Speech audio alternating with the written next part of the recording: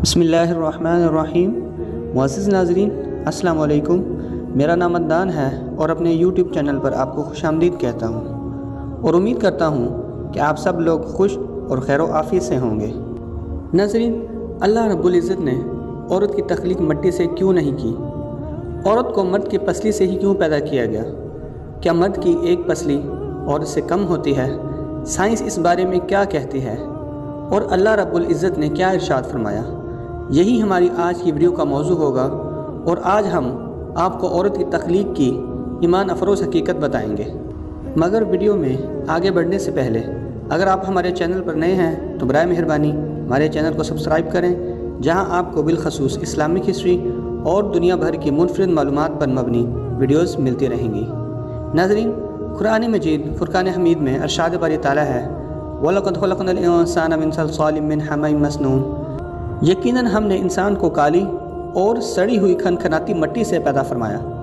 रिवायत में आता है कि जब अल्लाह ताला ने हज़रत आदम अलैहिस्सलाम को पैदा करने का इरादा फरमाया तो इज़राइल अलैहिस्सलाम को हुक्म दिया कि ज़मीन से एक मुट्ठी मिट्टी लाएं।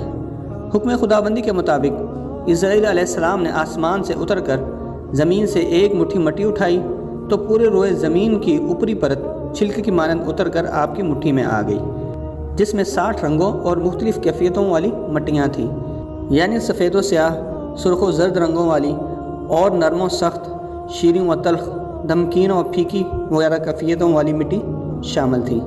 कुछ अरसे बाद अल्लाह रब्बुल इज़्ज़त ने हज़रत आदम अलैहिस्सलाम की बाईं पसली से एक औरत पैदा की जिसका नाम हव्वा रखा। हज़रत हव्वा सलामुल्लाह अलैहा दुनिया में तशरीफ़ लाने वाली पहली औरत थी। हज़रत अबू हुरैरा रज़ियल्लाहु ताला अन्हु नबी अकरम सल्लल्लाहु अलैहि वसल्लम का ये फरमान नकल फरमाते हैं कि जो शख्स अल्लाह रब्बुल इज़्ज़त और आखिरत के दिन पर ईमान रखता हो वो अपने पड़ोसी को अजियत ना पहुँचाए और ख़वातीन के बारे में भलाई की वसीयत कबूल कर ले। इन्हें पसली से पैदा किया गया और पसली में सबसे टेढ़ा हिस्सा सबसे ऊपर वाला हिस्सा होता है।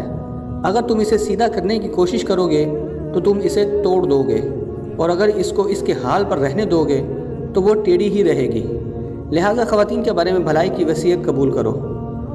नाज़रीन, शरीयत मुहम्मदी सल्लल्लाहु अलैहि वसल्लम ने बहुत से मामलात में औरतों और बच्चों का हुक्म एक रखा, जैसे कि बाजमात मास का मसला, जुमा का मसला वगैरह।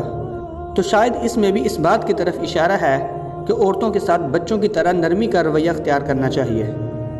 नाज़रीन, इसी तरह कुरान मजीद फुरकान हमीद में अल्लाह रब्बुल इज़्ज़त ने इरशाद फरमाया, अर्रिजालु क़व्वामून अलन निसा, यानी मर्द औरतों पर निगहबान हैं। औरत की ज़रूरियात, उसकी हिफाजत और दीगर बेशतर अमूर में मर्द को औरत पर तसल्लुत हासिल है और ये ख़ुद अल्लाह रब्बुल इज़्ज़त ने फरमाया है। गोया कि औरत रियाया और मर्द बादशाह है, इसलिए औरत पर मर्द की अताअत अल्लाह रब्बुल इज़्ज़त ने लाजिम करार दी है।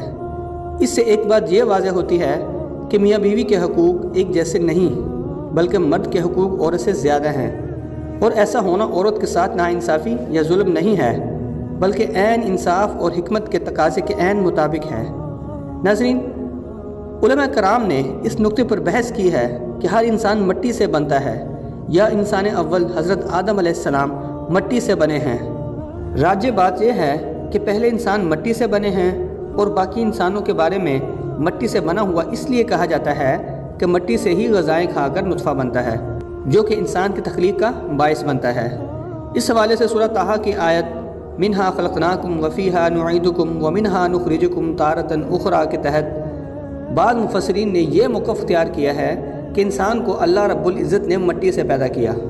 नाज़रीन, इसी तरह बाज़ के मुताबिक मर्द की पसली से औरत को बना के अल्लाह रब्बुल इज़्ज़त ने मर्द को अपनी उस हिकमत का इशारा दिया है कि मैंने औरत की तख्लीक फ़रिश्तों की लाई मिट्टी से नहीं की बल्कि इंसान की पसली से की। मैंने उसे तुम्हारे जिस्म के हिस्से से इसलिए निकाला कि औरत का तकद्दुस और पर्दा कायम रहे, फ़रिश्तों को भी खबर ना होने पाए कि ज़मीन की लाई हुई किस मिट्टी से औरत तख्लीक हुई। यानी औरत के तकद्दुस की हद तो देखें कि फ़रिश्तों से भी इसकी बनावट का पर्दा लाजिम करार दिया गया। और पहली औरत हज़रत हव्वा सलामुल्लाह अलैहा उसी मर्द यानी हज़रत आदम अलैहिस्सलाम की पसली से निकली जिनकी वो मनकूहा कहलाईं, यानी जिनके निकाह में आई। अब बात आती है पसली की कि औरत पसली से ही क्यों निकली। کیا ٹیڑھاپن وہاں سے ملا؟ نہیں، یہاں بھی حکمت سے خالی بات نہیں۔ انسانی جسم میں دل اور بہت سے نازک پارٹس پسلی کے پیچھے چھپے ہوئے ہیں، یعنی پسلی پیدا کرنا بھی اللہ رب العزت کے ہاں ایک حکمت تھی، یعنی عورت ان نازک پارٹس کے لیے ایک ڈھال ہے۔ تو اللہ پاک نے عورت کو پسلی سے نکال کر یہ نہیں بتایا کہ عورت میں ٹیڑھاپن ہے، بلکہ اس نے عورت کو پسلی سے تخلیق کر کے یہ بات سمجھا دی کہ عورت وقت پڑنے پر ڈھال بھی بن سکتی ہے۔ عورت ماں، بہن، بیٹی اور بیوی بھی ہے۔ کسی کی عزت کو مت اچھالیں، جتنا ہو سکے ہر بات میں مثبت پہلو تلاش کریں۔ ناظرین، بعض لوگ یہ کہتے ہیں کہ ہر عورت اس مرد کی پسلی سے پیدا کی جاتی ہے جس سے اس کا نکاح ہوتا ہے۔ احادیث اور مفسرین کے مطابق ایسی کوئی بات نہیں اور اس بات میں کوئی حقیقت نہیں۔ یہاں ایک اور بات سننے میں آتی ہے کہ مرد کی پسلیوں کی تعداد کم ہوتی ہے کیونکہ مرد کی پسلی سے عورت پیدا کی گئی۔ یہ بات بھی غلط ہے۔ حضرت آدم علیہ السلام اور اماں ہوا کی تخلیق اور کچھ لوگوں کا یہ یقین بالکل غلط ہے کہ مردوں کی پسلی عورتوں کے مقابلے میں کم ہوتی ہے، کیونکہ حضرت حوا سلام اللہ علیہا حضرت آدم علیہ السلام کی ایک پسلی سے پیدا ہوئی تھی، اس لیے مردوں کی ایک پسلی عورتوں سے کم ہوتی ہے، مگر یہ سچ نہیں۔ میڈیکل سائنس کے مطابق لوگوں کی اکثریت کے پاس پسلیوں کے 12 سیٹ یعنی 24 پسلیاں ہیں، چاہے ان کی جنس مرد ہو یا عورت۔ لہٰذا مرد اور عورت کی پسلیوں کی تعداد برابر ہوتی ہے، مگر بعض حالات کے ساتھ یا اگر کوئی شخص میڈیکل انفٹ ہے تو اس کی پسلیوں کی تعداد کم یا زیادہ ہو سکتی ہے۔ البتہ عام انسانوں کی پسلیوں کے 12 سیٹ ہوتے ہیں، یعنی 24 پسلیاں، اور عورت اور مرد کی پسلیاں برابر ہوتی ہیں۔ مگر یہ صحیح حدیث ہے کہ حضور نبی کریم صلی اللہ علیہ وآلہ وسلم نے فرمایا کہ عورت کو مرد کی پسلی سے پیدا فرمایا گیا۔ ناظرین، اس ویڈیو کا اختتام یہیں پہ ہوتا ہے۔ میں امید کرتا ہوں اس ویڈیو سے آپ کو ضرور فائدہ حاصل ہوا ہوگا۔ اگر آپ کو یہ ویڈیو اچھی لگی ہو تو اس کو لائک کریں اور اپنی قیمتی رائے کا اظہار کمنٹ میں ضرور کریں، اور چینل کو سبسکرائب کرنا مت بھولیے۔